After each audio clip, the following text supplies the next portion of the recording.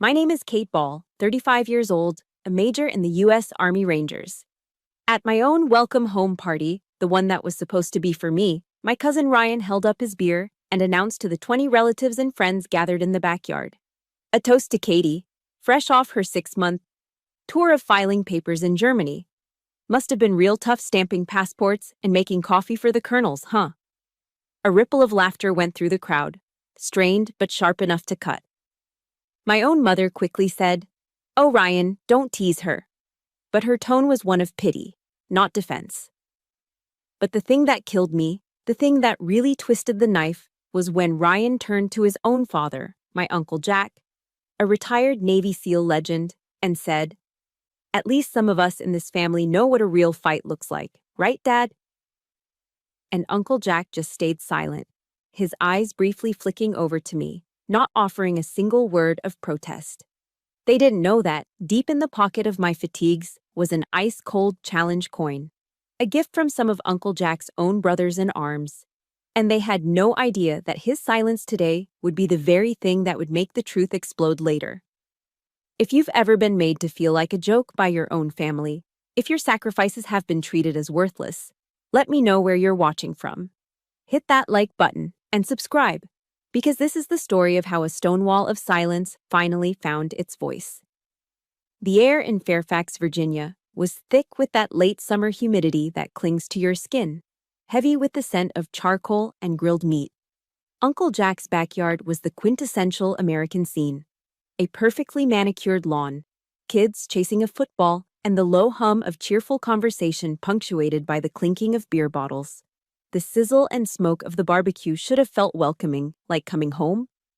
But for me, it felt like walking onto a stage where I didn't know my lines.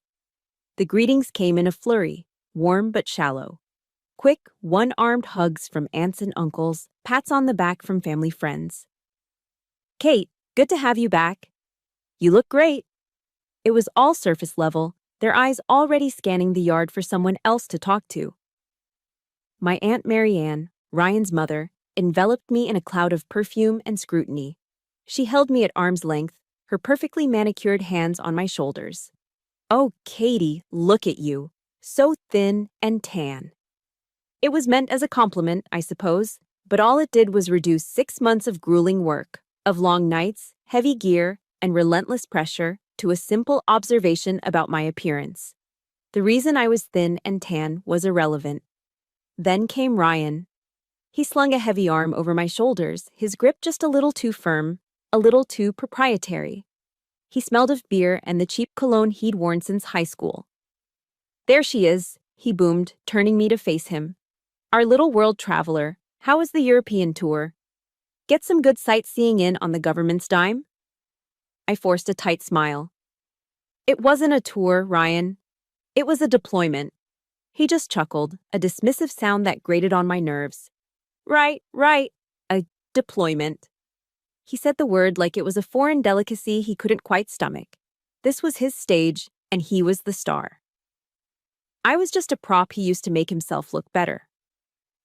The moment from the toast, the one that still burns in my memory, wasn't even the worst of it. It was just the opening act.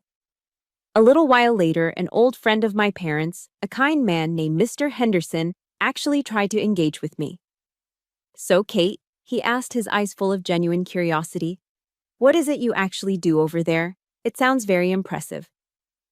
I felt a small spark of hope. Maybe someone here actually wanted to understand. I opened my mouth, ready to give him the simple, unclassified version. "Well, sir, I work with..." "Bottom line," Ryan's voice sliced through my sentence, sharp and loud. He stepped between me and Mr. Henderson, clapping the older man on the shoulder. "Bottom line, she sits behind a desk and makes sure the paychecks go out on time. Important work." He winked at the small group that had gathered, a smug, knowing little gesture that sealed my fate. He had just painted my entire career, my entire identity as a ranger, as a glorified payroll clerk. A few people chuckled nervously. My own parents, standing just a few feet away, just offered weak smiles and quickly changed the subject to the local high school's football prospects. No one corrected him, no one defended me. I was left standing there, stranded in a sea of smiling faces, suddenly feeling completely and utterly invisible. Later, as I was trying to blend into the background near the drink cooler, Aunt Marianne sidled up to me, her expression a practiced mask of concern. "Don't you mind him, sweetie," she whispered, patting my arm. "He just worries about you. A pretty girl like you should find a safe job, settle down and get married, not be running around in those places." The words were meant to be comforting, but they were just another form of dismissal, another way of saying that my life's work was nothing more than an inappropriate hobby for a pretty girl. My eyes scanned the yard, desperately searching for an anchor, and they landed on Uncle Jack. He was standing by the grill, a metal spatula in his hand, methodically flipping thick-cut steaks. The fire glowed against the dusk, casting his face in shadow and light. He was a legend, a man who had seen and done things most people only see in movies. He was the only one in this family who understood what the word ranger meant. He knew the training, the sacrifice, the grit it took. He knew, better than anyone, that I wasn't just stamping papers.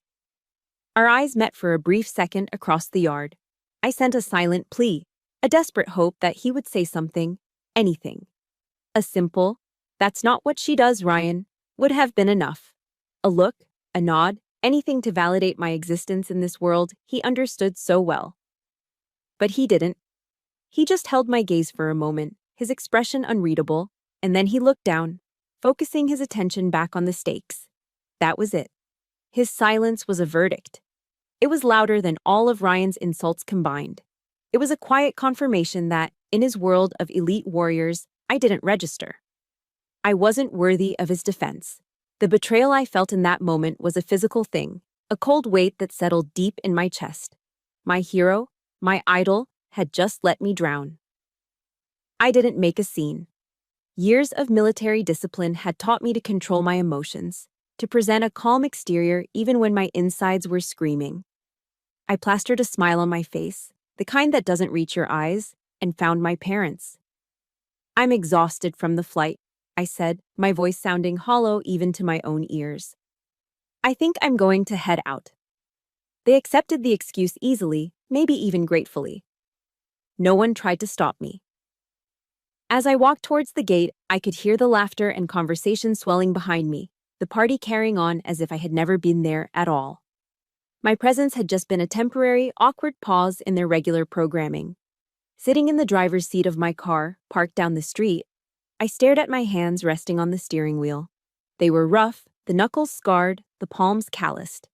These were the hands that had fired a rifle, that had applied a tourniquet to a bleeding comrade, that had dug foxholes in frozen ground. They had earned their roughness. They were a testament to who I was. And yet, in that house, in the place I was supposed to call home, they were worthless. The loop started then, replaying in my mind. Ryan's jeering voice, "Making coffee for the colonels, huh?" The sound of forced laughter, the sight of my parents looking away, and loudest of all, the deafening sound of Uncle Jack's silence as he flipped a steak. Why doesn't my truth carry any weight here? That question, why doesn't my truth carry any weight here? It didn't just appear out of nowhere that night in the car. It was an old question, a ghost that had been rattling around inside me for years. The welcome home party wasn't an isolated incident. It was just the latest chapter in a long, quiet story of being invisible. To understand that night, you have to understand the map of scars that led me there. My memories of growing up are like a series of sharp, fractured images, each one a small cut. I remember high school. Friday nights in our town were sacred. They belonged to football. And Ryan, my cousin, was the king of Friday nights. He was the star quarterback, the captain of the team, a local hero before he could even legally vote. Every one of his games was a full-blown family pilgrimage. My parents, my aunt and uncle, grandparents. Everyone would be there in the bleachers, wrapped in school colors, screaming his name until their voices were hoarse. After every win, there would be a massive party at his house, a victory barbecue that felt like a town holiday. Ryan would be carried through the crowd on his teammates' shoulders, a conquering hero. He was the embodiment of strength, of family pride. That same year, I was also on a team. I ran track. There were no roaring crowds for me, just the lonely rhythm of my own breathing and the pounding of my feet on the synthetic red track, day after day, before school and after. I poured everything I had into it, and I was good. I was more than good. I won the state championship in the 400-meter dash. It was the proudest moment of my young life. I remember driving home from the state meet, the gold medal heavy and cool against my chest. I walked into my aunt's house, where the family was gathered for Sunday dinner, and held it up for everyone to see. Aunt Marianne glanced at it briefly, a polite smile on her face. "Oh, that's nice, dear," she said, before turning her attention back to the pot roast. "Running is so good for your figure." And that was it. My victory, my months of discipline and pain, were reduced to a beauty tip. Ryan's touchdowns were symbols of honor and power. My gold medal was just good for my figure. I learned a valuable lesson that day. In our family, there was only one stage, and the spotlight was already taken. The Morrison house itself was a constant reminder of my place. It wasn't just a home, it was a museum, a shrine dedicated to my Uncle Jack's legacy. The living room walls were covered in it. Framed medals, the Navy Cross, the Silver Star, gleamed under the track lighting. A folded American flag that had flown over a base in some far-off desert sat in a triangular glass case on the mantel. Photos of Uncle Jack, young and formidable in his gear, surrounded by his SEAL team brothers, stared down from every wall. It was a temple to a god of war. And I always felt like an intruder there, a trespasser in a holy place. Ryan, who had never worn a uniform a day in his life, moved through that house like he was the heir to the throne. He would tell his father's war stories, our stories, he'd say, as if he'd been there himself. He'd pick up a piece of shrapnel mounted on a plaque and explain the firefight it came from with an air of authority. Once, he caught me staring at a team photo and said, with that condescending smirk of his, "You wouldn't get it, Katie. It takes a certain kind of person to be like my dad, a special breed." He was drawing a line in the sand, making it clear which side of the family carried that special breed gene. And it wasn't mine. The deepest cut, though, came during my senior year. My mother got sick. It was one of those illnesses that comes on fast and steals everything: her energy, her smile, her strength. The doctors said she needed round-the-clock care for a few months. Ryan was away at the University of Virginia, living the fraternity dream. My dad had to keep working 2 jobs to pay the bills, so the responsibility fell to me. I dropped off the track team. I turned down an athletic scholarship to a great school out of state. My world shrank to the 4 walls of our small house. I spent my days juggling homework, managing her medications, cooking meals, and driving her to endless doctor's appointments. Ryan would call home occasionally, his voice loud and cheerful over the phone from some party. "How's Aunt Carol doing?" he'd ask, a perfunctory question before launching into a story about his latest keg stand or a girl he was dating. He never once asked how I was doing. Months later, when my mom was finally back on her feet, we had a family get-together to celebrate. I remember standing in the kitchen, exhausted but relieved, feeling like I could finally breathe again. That's when Aunt Marianne raised her glass and said to the room, "I'm just so thankful Ryan got into UVA. He has such a bright future ahead of him." Everyone murmured in agreement. Not a single person mentioned what I had done. My sacrifice wasn't a bright future, it was just an expectation, an invisible duty that was performed and then forgotten. So when I finally graduated and told them my decision to enlist in the Army, I shouldn't have been surprised by their reaction. My announcement was met with a stunned, uncomfortable silence. Then Ryan let out a bark of laughter. "The Army?" he sneered, looking around the room for an audience. "Do they have a landscaping division? At least you're good at running in circles." His words hung in the air, cruel and sharp. But it was the silence of the adults that really did the damage. My dad, my quiet, gentle dad, just looked down at his plate. He never said a word against them, but later that night, I found a book left on my desk. It was a worn paperback titled "Women in the American Military." It was his silent way of saying, "I see you." It was a small act of rebellion, a quiet vote of confidence, but it was a whisper in a hurricane of disapproval. That moment, Ryan's cruel joke and the family's silent complicity was the final push I needed.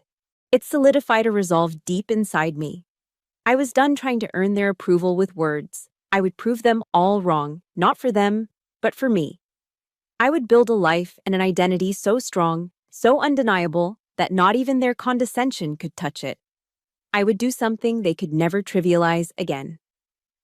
Staring at my high school diploma that night, feeling the cheap paper in my hands, it felt like a certificate of invisibility. It represented 4 years of trying to measure up in a race I was never meant to win. What did any of it mean if the people who were supposed to love you most refused to see you?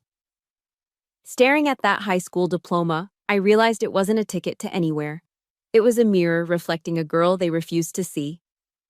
Years later, I found myself staring at another piece of paper. This one was different. It wasn't a reward for past achievements. It was a promise of a future I would forge for myself. It was an enlistment contract for the United States Army.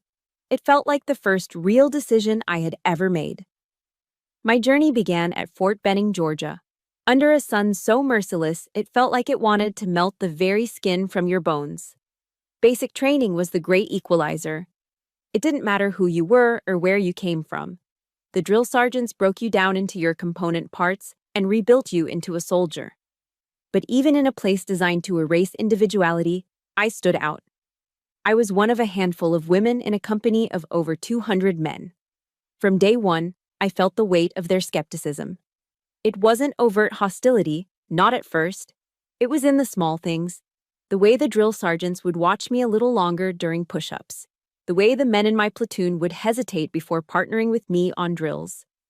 I learned quickly that for them, passing was the standard. For me, passing wasn't enough. I had to excel just to be seen as competent. If they did 20 reps, I did 25. If they ran 2 miles, I pushed myself to run faster, harder. I operated on a 200% standard because I knew their 100% would never be good enough for me. Basic was just the appetizer. The main course, the one I had my sights set on from the beginning, was Ranger School. It's known as one of the toughest military courses in the world. A 62-day marathon of controlled starvation, sleep deprivation, and relentless physical and mental stress. It's where the Army finds its leaders. It's also where most people find their breaking point. The day I started Ranger School, I felt an entirely new level of isolation. The skepticism wasn't just quiet glances anymore, it was a palpable force. I wasn't just a woman, I was an experiment, a question mark in a sea of exclamation points. The mountain phase in the rugged terrain of northern Georgia was my personal hell. We were perpetually cold, perpetually wet, and perpetually hungry. The rucksack felt like it was fused to my spine, a 70-pound monster that became a part of me. We climbed sheer rock faces with frozen fingers, navigated through dense, dark forests on a single ration of food per day, and crossed rivers so cold they stole the breath from your lungs. There was one night, deep into a multi-day patrol, that I nearly broke. We were moving through a blizzard, the snow so thick I couldn't see the man 10 feet in front of me. Every muscle in my body was screaming in protest. My core temperature was dropping, and a dangerous lethargy was setting in. I stumbled and fell, my face hitting the snow with a soft thud. For a moment, I just lay there. It would be so easy to quit, so easy to just close my eyes and let the cold take over. Just give up, a voice whispered in my head. No one expects you to finish anyway. And then, clear as day, I saw 2 faces in my mind. The first was Ryan's, with that smug, condescending grin as he said, "Good at running in circles." The second was Uncle Jack's, his face impassive and silent as he turned his back on me.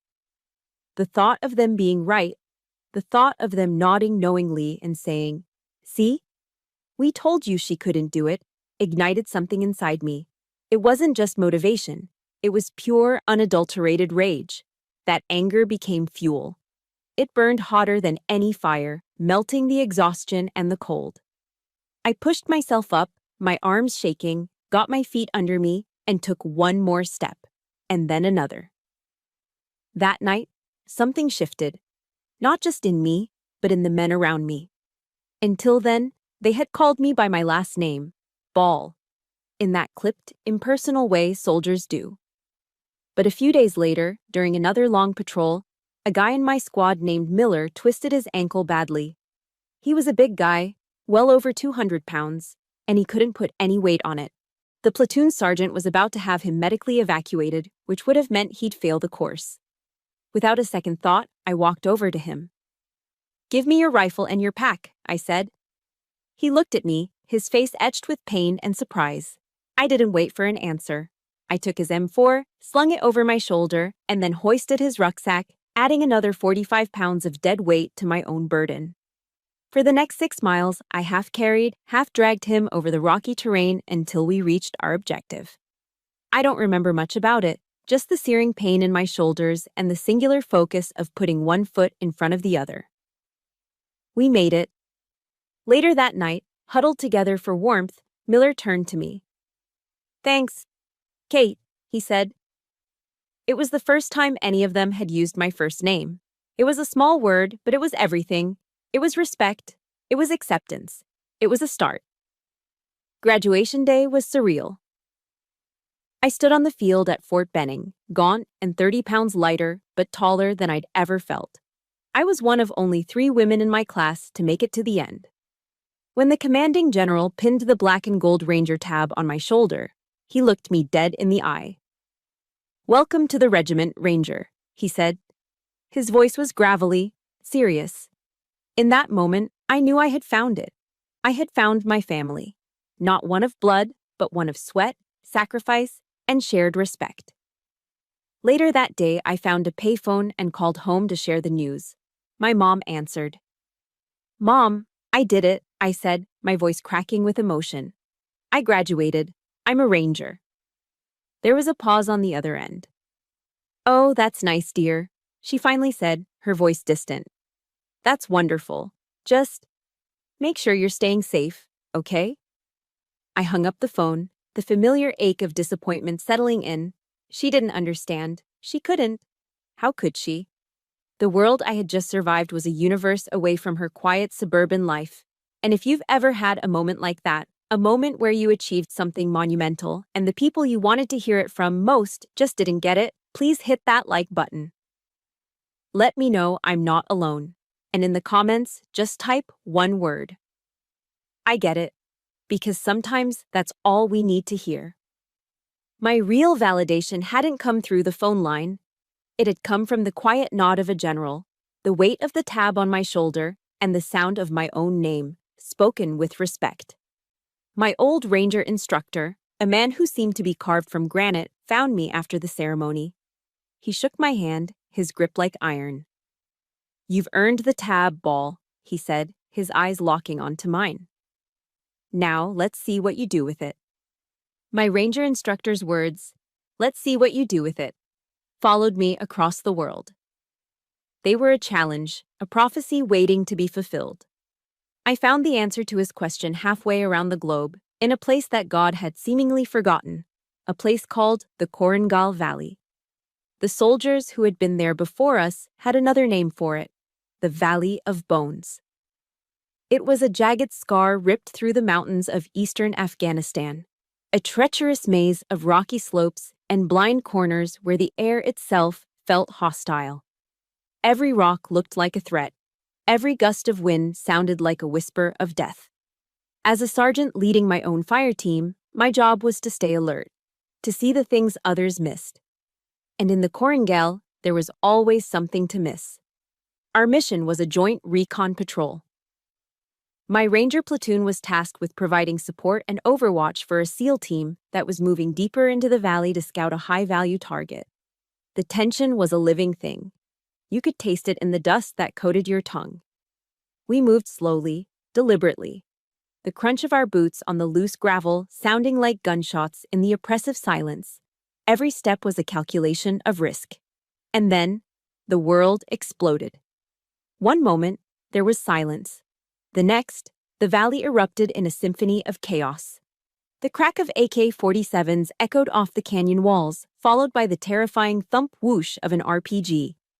The SEALs, the tip of our spear, had walked straight into a perfectly executed L-shaped ambush.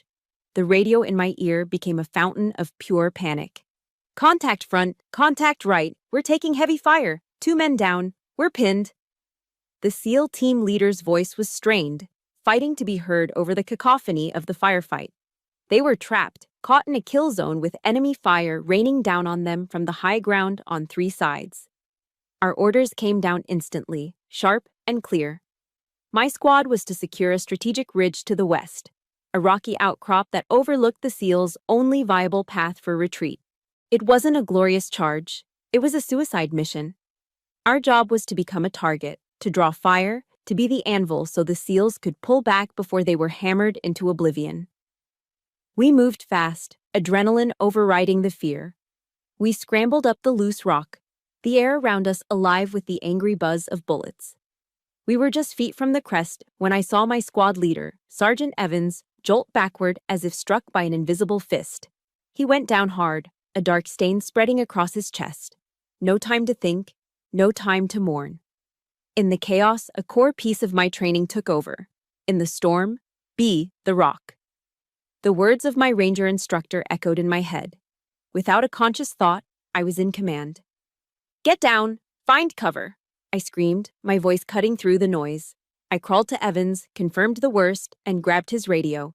Bravo 1 is down. Bravo 2 has command. We are on the ridge, taking fire. The next few minutes, or was it hours, were a blur of controlled violence. The training took over, my body moving like a well-oiled machine. I became a conductor of a deadly orchestra. Miller, suppressive fire on that outcrop, 2 o'clock. Diaz, you've got the ravine. Watch our flank. I crawled from position to position, dragging younger, terrified soldiers into better cover, pointing out targets, my voice the only anchor in their storm of fear. An RPG screamed past my head and slammed into the rocks behind me, showering us with stone fragments. A piece of shrapnel sliced into my left forearm, a sharp, searing pain. I ignored it. Pain was a luxury we couldn't afford. My world narrowed to 3 things: the position of my men, the position of the enemy, and the amount of ammunition we had left. We were a thin line of defiance against a tide of pure hatred.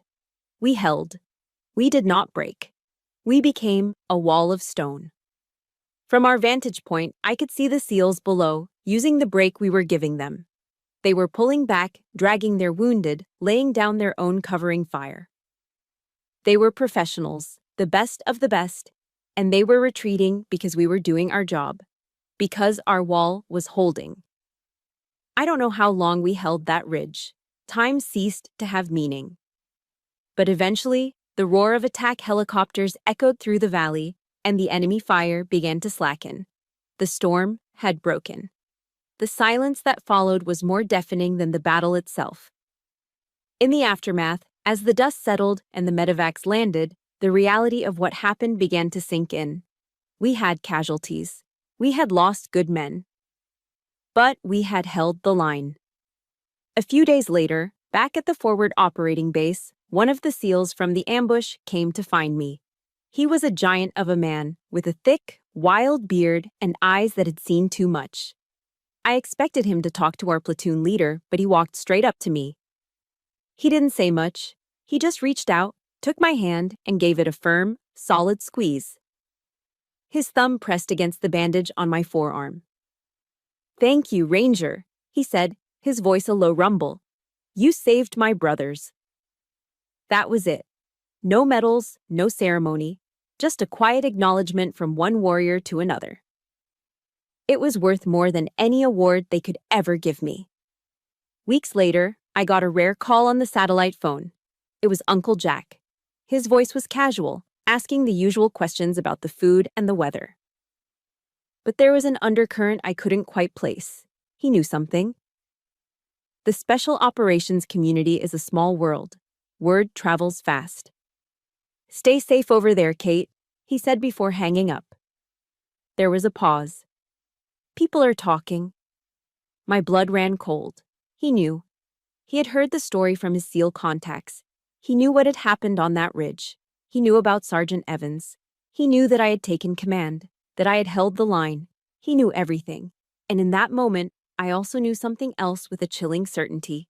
He would never tell them. He would never tell Ryan or Aunt Marianne or my parents. My moment of trial by fire, the day I earned my place, would remain a classified secret back home.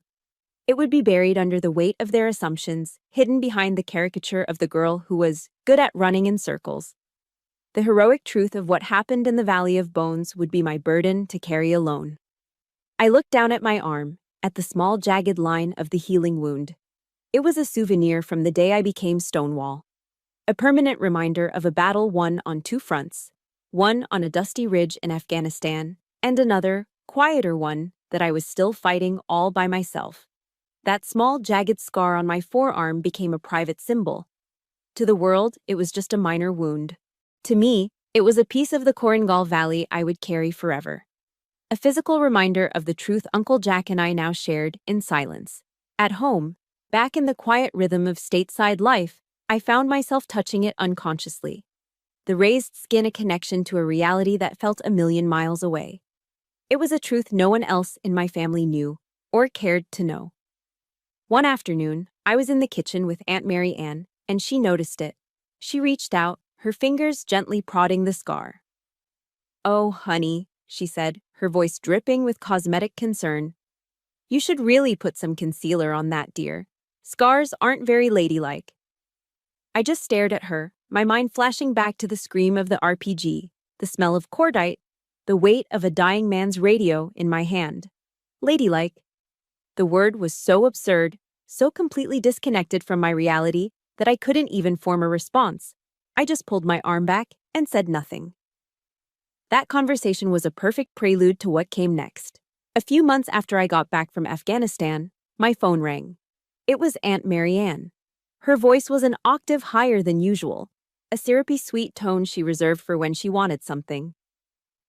"Katie, darling, how are you?" she chirped. "I was just thinking about you. We're all so proud of your service, you know." I gripped the phone a little tighter. The word proud felt so hollow coming from her lips. "I'm fine, Aunt Marianne. What's up?" After a few more minutes of painfully hollow pleasantries, she got to the point. "Well, dear, it's about Ryan." Of course it was. "He's applying for a wonderful new job with a very prestigious private security firm, a real leadership position. And they require a letter of recommendation from a military officer." A cold stillness settled over me.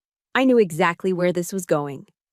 "Your Uncle Jack is retired now, you know," she continued, her voice becoming even more conspiratorial and sweet. "And a letter from an active duty officer, well, that just carries so much more weight. All you'd have to do is write a few nice lines about his iron discipline and natural leadership qualities. Something like that. You're the soldier in the family. They'll believe anything you write." I was speechless. The sheer, unadulterated audacity of it stole my breath. The same career she had dismissed as unladylike, the same service Ryan had publicly mocked as a coffee-fetching joke, was now a tool they wanted to use for his advancement. They wanted me to take the credibility I'd earned with my own blood and sweat and gift it to the very person who had tried to strip me of it. They wanted me to lie. I took a deep breath, keeping my voice steady and professional. "Aunt Marianne," I said, my tone flat. "I can't do that. I can't write about qualities in Ryan that I've never personally witnessed." The sweetness in her voice vanished, replaced by a sharp, offended chill. "Well, I never. It's a simple family favor, Catherine. I don't see why you have to be so difficult." She hung up before I could reply. A few days later, my phone buzzed with a text message. It was from Ryan. His approach was different, but no less insulting. No more jokes, just the condescending tone of a king bestowing a favor upon a court jester. "Hey, heard you talk to my mom. Don't be so self-righteous. It's just a little favor. It's good for the family. When I make it big, you'll look good too." I read the message 3 times. "You'll look good too." He genuinely believed he was doing me a favor. He was offering me a chance to ride his coattails, the coattails I was expected to stitch for him. It was then I realized the true depth of his delusion. He saw nothing wrong with his past behavior, no hypocrisy in his current request. In his mind, he was the golden boy. And it was my duty, my privilege to help polish his crown. The whole situation left a bitter taste in my mouth. That evening, I called my dad. As always, he listened patiently, the silence on his end of the line a comforting presence. I told him about Aunt Marianne's call, about Ryan's text. When I finished, he was quiet for a long time. He didn't tell me what to do. He never did. But what he said next has stayed with me ever since. Sometimes, he said, his voice heavy with a quiet sorrow, in the name of keeping the peace, we let poisonous trees grow too tall, Kate. Eventually, their roots will crack the very foundation of the house. It was the closest he had ever come to admitting it, admitting that their generation's desire to avoid conflict, to placate and enable, had allowed Ryan's toxic entitlement to fester and grow, unchecked. He was admitting their failure. In the midst of this simmering tension, the email arrived. The subject line was bright and cheerful. "You're invited, Ryan and Tiffany's engagement party." My stomach clenched. It was going to be another barbecue in Uncle Jack's backyard. The same stage, the same audience, the same actors. They were asking me to walk right back into the lion's den, to sit there and smile while they celebrated the man who had torn me down and then tried to use me as a stepping stone. I was trapped. If I went and said nothing, I would be complicit in my own erasure. My silence would be taken as forgiveness, as an endorsement of the status quo. It would give Ryan a blank check to continue treating me as worthless. But if I didn't go, I'd be the villain. I'd be the jealous cousin, the bitter spinster raining on their parade. They would paint me as petty and vindictive, proving their twisted narrative about me. I stared at the email on my screen, the cursor blinking hypnotically. The whole world seemed to shrink down to that single, flashing line. For years, I had retreated. I had endured. I had built a new life, a new identity, thousands of miles away, only to find the same old battle waiting for me right here at home. But this time felt different. My dad's words about the poisonous tree echoed in my head. The foundation was already cracking. Running wasn't an option anymore. This party, this barbecue, wasn't just a social gathering. It was going to be a battlefield. And this time, I was choosing to fight.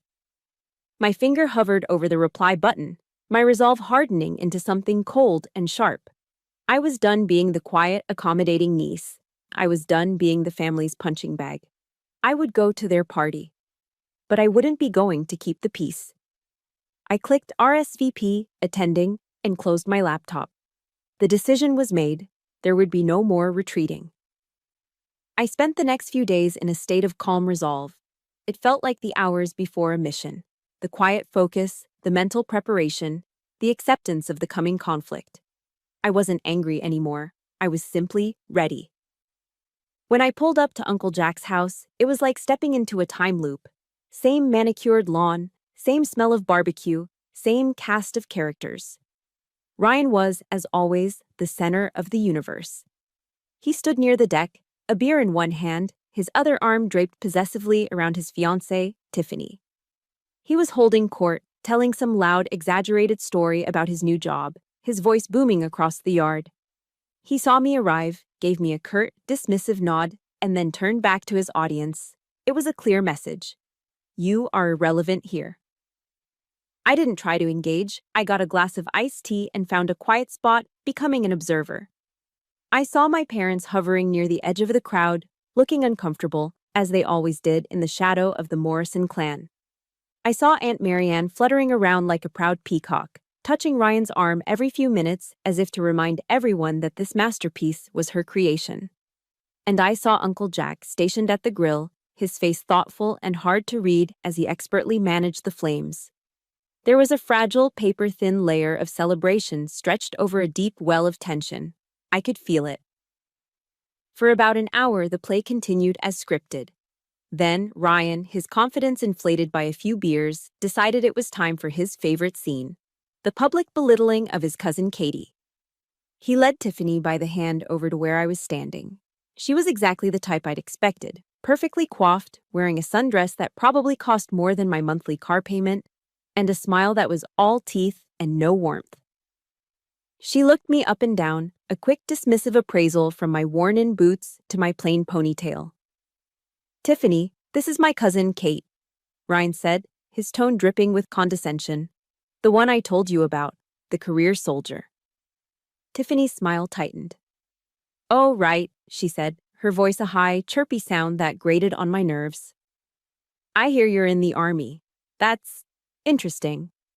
I guess you must be pretty used to taking orders then?" My Ryan, he was just born to give them. That was it. That was the line. It wasn't just an insult. It was a fundamental misunderstanding of everything I was. It was the casual dismissal of my entire life's work, of my rank, of the men and women I had led. Ryan roared with laughter, a triumphant braying sound. He clapped me hard on the shoulder. "See? Even Tiffany gets it. Some people are born to follow, and some are born to lead." He stared right at me, a challenge glittering in his eyes, waiting for the familiar, tight-lipped smile, waiting for me to absorb the blow and retreat, as I always had. But this time, the wall he was pushing against didn't budge. I didn't smile. I didn't flinch. Slowly, deliberately, I set my glass of iced tea down on a nearby table. The soft clink of glass on wood was barely audible, but in the sudden pocket of silence that had fallen around us, it sounded like a gunshot. A few heads turned our way. I raised my eyes and met his. My voice, when it came out, wasn't loud. It wasn't emotional. It was low, calm, and as cold and sharp as honed steel. "You're right, Ryan," I said. "Some people are born to lead." I paused, letting the words hang in the air.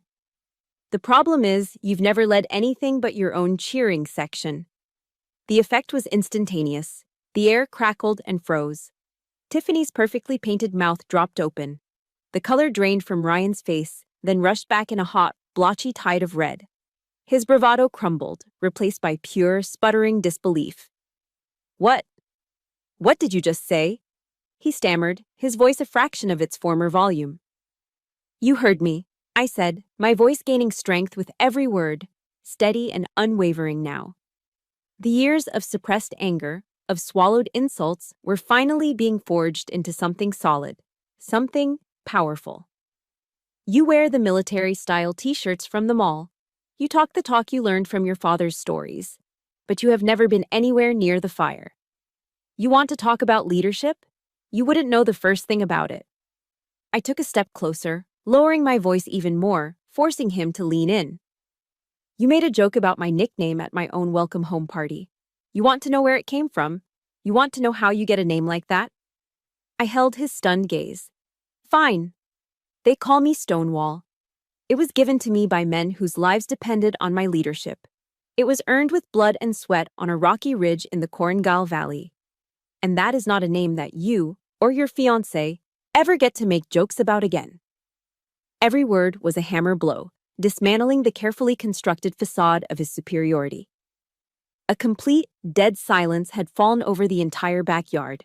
Everyone was staring, their faces a mixture of shock and fascination. The party was over.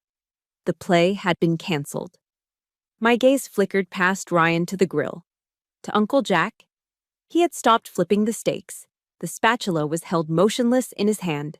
His face was a mask of stone, but his eyes, those piercing blue seal eyes, were locked on me. I saw something in them I'd never seen before. Not pity, not condescension, but a flicker of recognition. Slowly, deliberately, he put the spatula down. He turned his gaze from me to his son, who was still standing there, utterly defeated and speechless. The silence stretched for an eternity. And I want to ask you, have you ever had a moment where you finally spoke your truth, and the entire world seemed to hold its breath, waiting to see what would happen next? If you know that feeling, that terrifying, liberating feeling, do me a favor and hit the like button for every single person who has ever had to fight to be heard. And in the comments, just write 2 simple words. I'm here. Let's show each other that we're not alone in these battles. Uncle Jack took a step forward, away from the grill. He walked past the stunned guests, his movements calm and purposeful. He didn't stop until he was standing right between me and Ryan. He didn't look at me. He looked directly at his son, his golden boy. His voice, when he finally spoke, was quiet, but it carried the unmistakable weight of command. It was the voice of a man used to being obeyed without question. It was a voice that could cut through the noise of a firefight or the roar of a helicopter. And in the dead silence of that backyard, it sounded like thunder. "Son," he said, his voice flat and devoid of any warmth. "Apologize, now."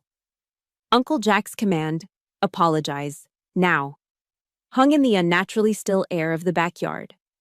For a split second, I saw a flicker of the old Ryan, the defiant, entitled prince of this family. He turned to his father, his face a mask of indignation.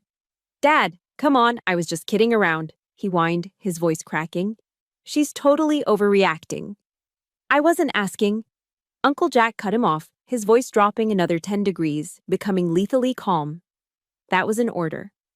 And just like that, the entire dynamic of our family, a structure that had been fixed in place for 35 years, shattered. It was no longer a father talking to his son. It was a commanding officer addressing a subordinate who had just crossed a line. The sizzle of the steaks on the forgotten grill was suddenly the loudest sound in the world. Every guest, every family member was frozen in place, their drinks halfway to their lips, their conversations dead. They were all witnesses now, no longer just party guests. They were watching the public court-martial of Ryan Morrison. Uncle Jack took one more step, positioning himself directly between us, a human wall separating Ryan's world from mine. He still didn't look at me. His focus was entirely on his son, his eyes like blue steel chips. And then, he began to speak. His voice was not loud, but it carried across the silent yard with absolute authority. "You like to tell my stories, Ryan," he began, his tone deceptively conversational. "You like to talk about the teams, about what it takes, but you don't know. You have no idea." He gestured vaguely toward the east. "There's a place in Afghanistan called the Korangal Valley. We call it the Valley of Bones for a reason. Not long ago, a SEAL team, friends of mine, men I served with, walked into a trap there. A perfectly planned ambush. They were pinned down, outgunned, taking casualties, with minutes left before they were completely overrun." He paused, letting the grim reality of his words sink in. I could see the guests leaning forward, their faces pale. Tiffany looked horrified. "High Command sent in a Ranger squad to secure their only way out," he continued. "A single ridge line. It was a suicide run. Their job was to draw fire, to become the target so that my friends, my brothers, could pull their wounded out and have a chance to live. Minutes after they reached that ridge, their squad leader was killed." I felt a collective gasp from the small crowd. My mother brought a hand to her mouth, her eyes wide with a dawning horror. Uncle Jack's voice dropped, becoming thick with an emotion I had never heard from him before. With their leader down and enemy fire coming from 3 sides, a young sergeant took command. A sergeant who refused to let her squad break. A sergeant who moved through hellfire to reposition her soldiers, to direct their fire, to keep them in the fight while wounded. He finally turned his head slightly, his gaze sweeping over the crowd until it landed on an older man standing near the deck. A man with a weathered face and a Marine Corps tattoo faded on his forearm. "My friend Pat here," Uncle Jack said, his voice ringing with authority. "He's a retired gunnery sergeant. He's heard the stories coming out of the community. He's heard of Stonewall. Haven't you, Pat?" The man named Pat, who had been watching with intense focus, gave a slow, solemn nod. "I have, Jack," he affirmed, his voice raspy but clear. "We all have." That confirmation sent another shockwave through the yard. This wasn't just Uncle Jack's story anymore. It was real. It was known. It was a legend. Uncle Jack turned his full attention back to his son, whose face had gone from red to a pasty, sickly white. "She held," he said, his voice rising, resonating with a terrible power. "She kept her soldiers alive and fighting. She turned them into a wall of stone the enemy could not break. Because of that wall, my men had a path to withdraw. They pulled 3 wounded men out of that kill zone, men who are alive today because that sergeant and her squad refused to yield an inch of that ridge." He took a final menacing step toward his son, who actually flinched and took a step back. Do you understand what I'm telling you? You just stood here, in my home, and you disrespected a person who saved the lives of men I call my brothers. You and your fiancé made a joke about taking orders and giving them. He let out a short, harsh laugh that had no humor in it. You've never given an order in your life that mattered. Her orders saved lives. He let the silence hang for a moment, a crushing, suffocating weight. Then he delivered the final, fatal blow. Stonewall isn't a nickname, Ryan, he said, his voice dropping to a deadly whisper. It's a debt paid in blood. Ryan's world didn't just crack, it disintegrated. I watched the confident, arrogant man I had known my entire life crumble into a boy.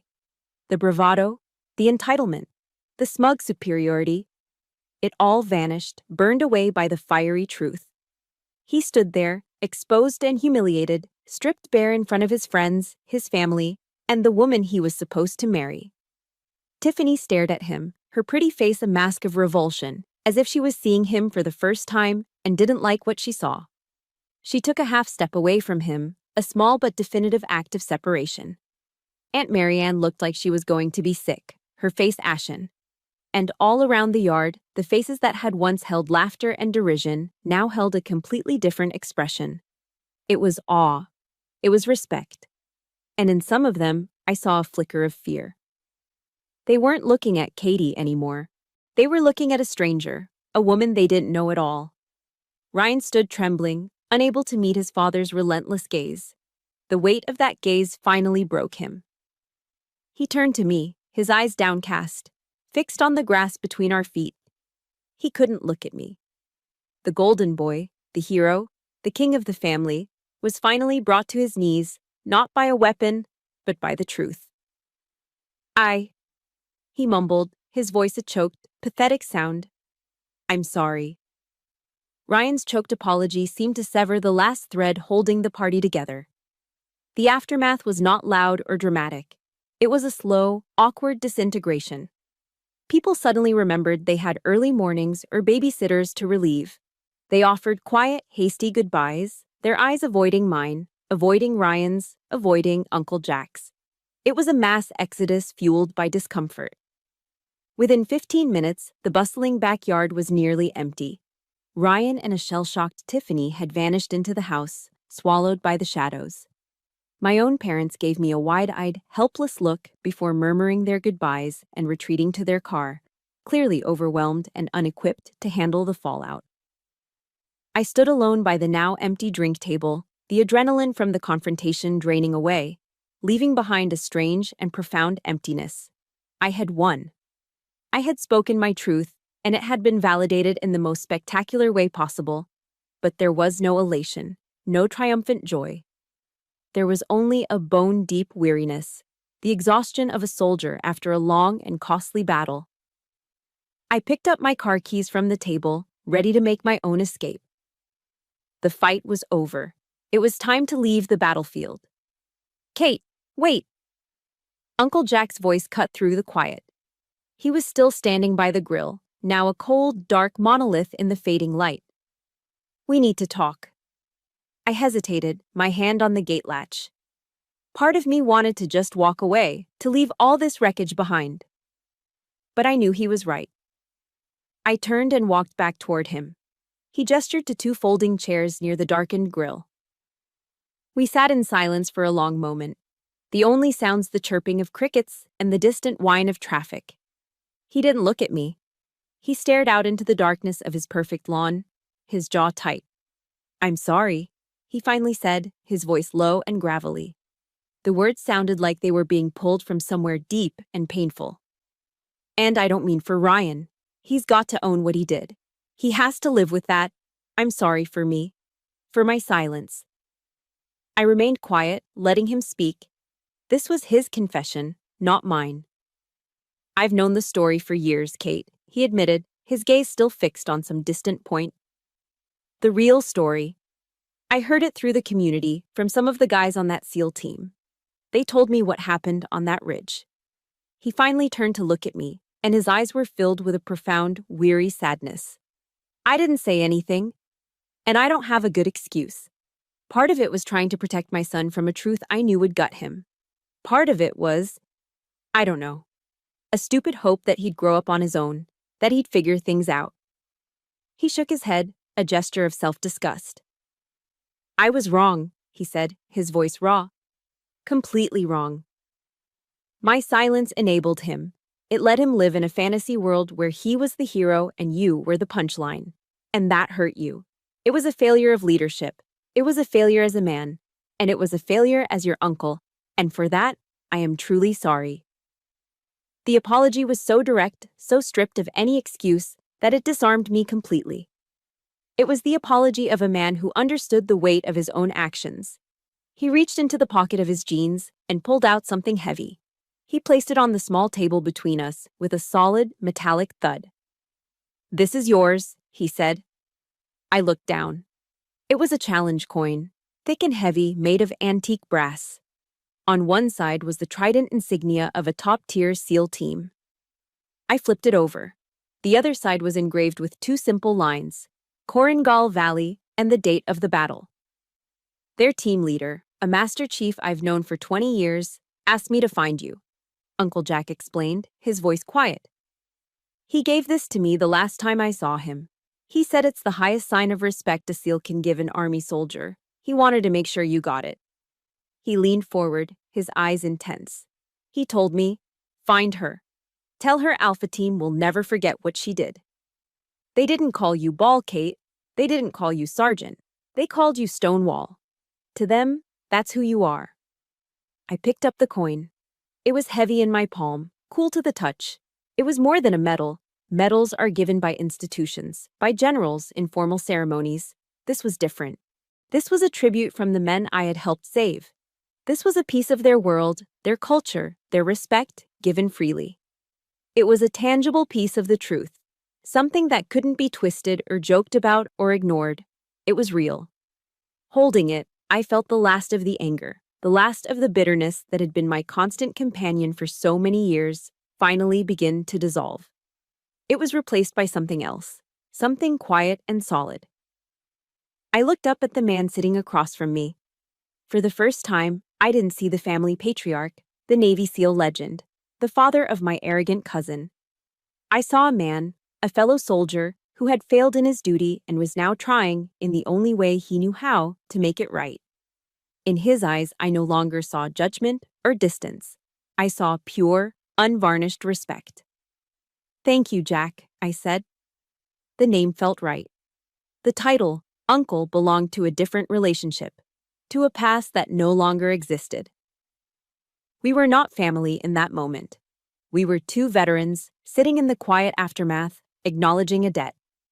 I closed my hand around the coin, the sharp edges of the insignia pressing into my palm. Its weight was a comfort, an anchor. It was the truth I could hold in my hand, a silent testament to a day when I had been tested and had not been found wanting. It was a reminder that my value was never up for debate by people who didn't understand the price. I drove away from Uncle Jack's house that night with the challenge coin heavy in my pocket. Its weight was a constant, grounding presence. The explosion was over, the battle won. What was left was the deafening silence of the aftermath and the slow, arduous task of clearing the rubble. The shockwaves from that party radiated outwards, cracking the foundations of our family in ways I hadn't fully anticipated. The first tremor came a few days later. My phone rang, and the caller ID read, Aunt Marianne. I almost didn't answer, but some morbid curiosity made me press the green button. I was met not with an apology, but with a storm of hysterical, weeping accusations. Catherine, do you see what you've done? She shrieked, her voice thick with tears that held no remorse, only rage. Our family is ruined. It's all your fault. Ryan and Tiffany, they called off the wedding, all because of your selfishness. If you had just kept your mouth shut, none of this would have ever happened. I listened to her tirade, my mind strangely calm. The old Kate would have been crushed by those words. The old Kate would have felt a familiar pang of guilt, a reflexive need to apologize, to smooth things over. But the woman holding the phone now was different. I let her finish, let her exhaust her arsenal of blame. When she finally paused to take a ragged breath, I spoke, my voice even and devoid of emotion. "Aunt Marianne," I said, "Ryan is 34 years old, and I'm no longer responsible for his feelings or for the consequences of his actions." Before she could launch into another volley of insults, I pressed the end call button. It was a simple act, just the touch of a finger on a screen, but it felt monumental. It was the sound of a boundary being drawn, clear and firm, a line she would not be allowed to cross again. The next piece of news came from my dad a few weeks later during one of our quiet weekly calls. He told me that Ryan's life was imploding. Tiffany had left him the day after the party. The prestigious job offer at the security firm had been mysteriously rescinded after word of his public humiliation got around. For the first time in his life, the golden ticket of being Commander Morrison's son was not only worthless, it was a liability. According to my dad, Ryan had hit rock bottom. He'd moved out of his parents' house and into a small apartment across town. He was working a regular job, something in sales, and had started seeing a therapist. A part of me should have felt a sense of victory, of schadenfreude. But I didn't. I just felt a quiet, detached sadness. His fall from grace wasn't a triumph. It was just a tragedy that had taken far too long to arrive. He was finally being forced to confront the man in the mirror without the flattering light of his father's shadow. Amidst the wreckage of the Morrison clan, something unexpected began to grow in the quiet soil of my own immediate family. My relationship with my parents started to change. The conversations became real. They started asking questions they'd never asked before. Not just, "Are you safe?" but, "What is it like? Who are the people you serve with? What are their names?"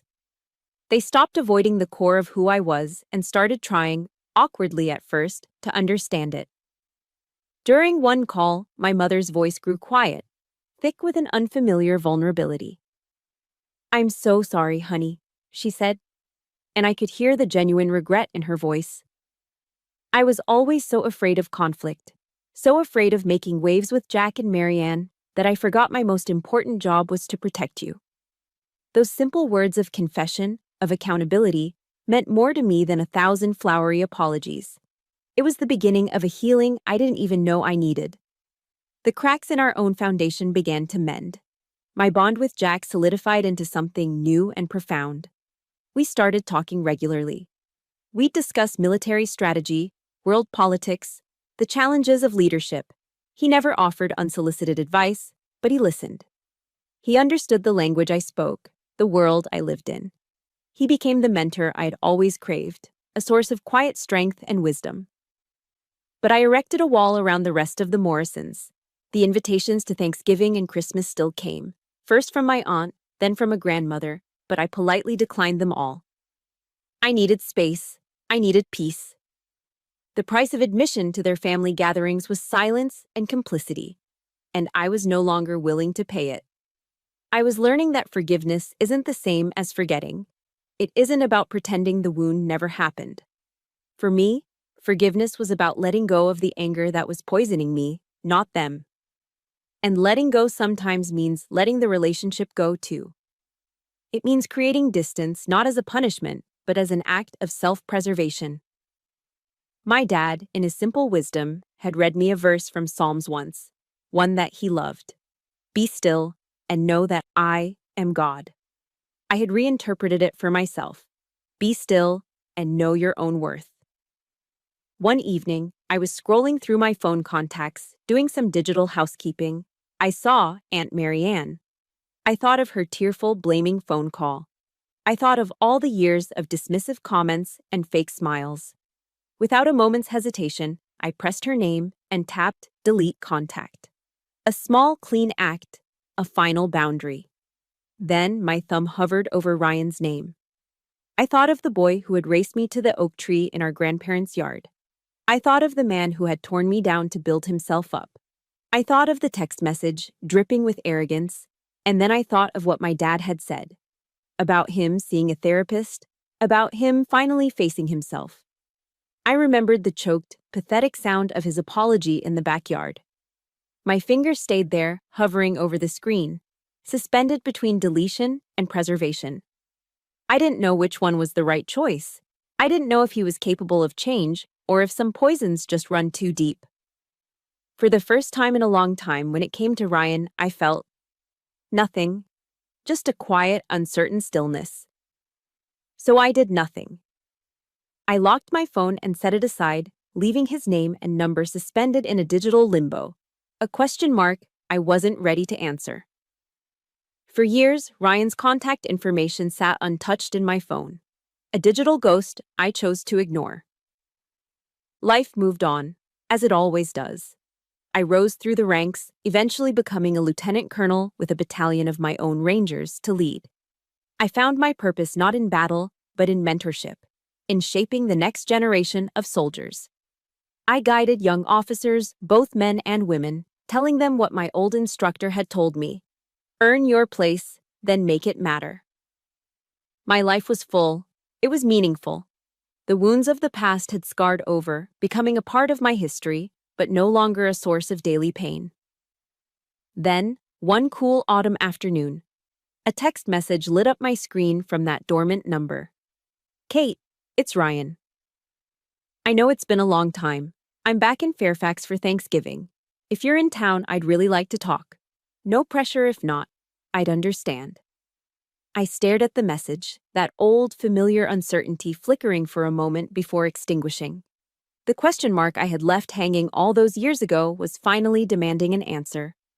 I took a breath and typed back a simple reply: "I'll be there. Name the time and place." He chose his father's backyard, the old battlefield. When I arrived on Thanksgiving morning, he was waiting for me alone, standing near the now empty space where the grill used to be. The man who met me was not the boy I remembered. The arrogant swagger was gone, replaced by a quiet stillness. The smug grin had softened into a gentle, hesitant smile. He was older, his face carrying new lines of maturity, and, I thought, a hint of sorrow. He was married now, to a kind-looking woman I'd later meet named Sarah, and they had a young son. We sat in the same folding chairs where Jack and I had our talk years ago. For a long moment, we just sat in a comfortable silence, listening to the rustle of the fall leaves. He was the first to speak, and he didn't waste time with small talk. He turned to me, his eyes clear and direct, holding my gaze without flinching. "I was a real bastard, Kate," he said, his voice steady. "And I'm sorry." It was the same phrase he'd mumbled years ago, but the words were entirely different. The first apology had been forced from him, a product of shame and fear. This one was an offering, a quiet admission of a truth he had come to on his own.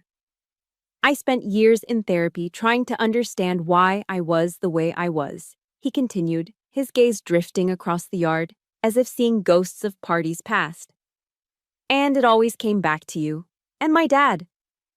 Looking at you, I saw everything I wasn't. You were tough, you were disciplined, you had this quiet strength. You earned everything you got. I was just coasting on my father's name, terrified that one day everyone would find out I was a fraud. And instead of trying to be better myself, I chose the easy way out. I chose to tear you down. It was cowardly, it was pathetic, and I am truly, deeply sorry for all the pain I caused you." I listened, and I saw the sincerity etched on his face. I saw the years of difficult self-reflection it must have taken to arrive at that honest place. The anger I'd once felt toward him was long gone, and in its place, I found an unexpected sense of peace. "I accept your apology, Ryan," I said, and I meant it. He told me about his life, about the long road back from hitting rock bottom. He told me about his work. He had started volunteering for a nonprofit organization that helps Ranger veterans transition back to civilian life. He used his business skills to help them with job placement, financial planning, and navigating the VA system. "I finally realized something," he said with a wry, self-deprecating smile. "I can't be you. I don't have what it takes. I'm not a warrior. But I realized I can use the skills I do have to serve people like you. It's my way of honoring what you do, of trying to build something good out of all the crap I created." He had found his own way to serve, not with a rifle, but with a spreadsheet. Not on a battlefield, but in a quiet office. He was no longer trying to wear his father's armor. He was finally comfortable in his own skin. I felt a surge of something I never thought I'd feel for him. Pride. As we were talking, a small boy with a mop of sandy hair came barreling out of the back door, running straight for his father. He was wearing a tiny olive drab t-shirt with the Ranger tab insignia printed on the front. Ryan's face lit up. He scooped the boy into his arms. "Hey, buddy. Easy there." He smiled at me. "Kate, this is my son, Evan." Then he looked at the boy. "Evan, this is your Aunt Kate." The little boy, who couldn't have been more than 4, squirmed to get down. He stood in front of me and looked up, his eyes wide with an undisguised, almost reverent awe. Then, with all the seriousness a 4-year-old could muster, he brought his small hand up to his forehead in a clumsy but deeply respectful salute. I was so surprised I could only stare back at him, a lump forming in my throat. I looked at Ryan, a question in my eyes. A genuine, proud smile spread across Ryan's face. He looked from his son back to me, and his voice was full of a warmth I had never heard before. "He knows who Stonewall is," he said softly. And in that moment, under the pale November sky, in the very place where I had once felt so broken and alone, everything came full circle. The healing was complete. The respect I had fought so hard for, the identity I had forged in fire and silence, was no longer something I had to defend. It was now a story being passed down with pride. It was a legacy. The name Stonewall was no longer a secret. It wasn't a burden. It had become a lesson in courage, a piece of family history taught to the next generation. It was a bridge, built from the rubble of the past, strong enough for a little boy to stand on as he looked up at his aunt with admiration in his eyes. And that was a victory greater than any I had ever known. That little boy's salute was the end of a war I didn't even know I was still fighting. It taught me that our true legacy isn't written in medals or carved on monuments. It's in the stories we have the courage to live and the lessons we pass on to the ones we love. My story found its piece, and I hope, in sharing it, you found a piece of your own. If this story resonated with you, please consider liking this video and subscribing to the channel. Your support helps us share more stories of resilience and hope. Thank you for listening.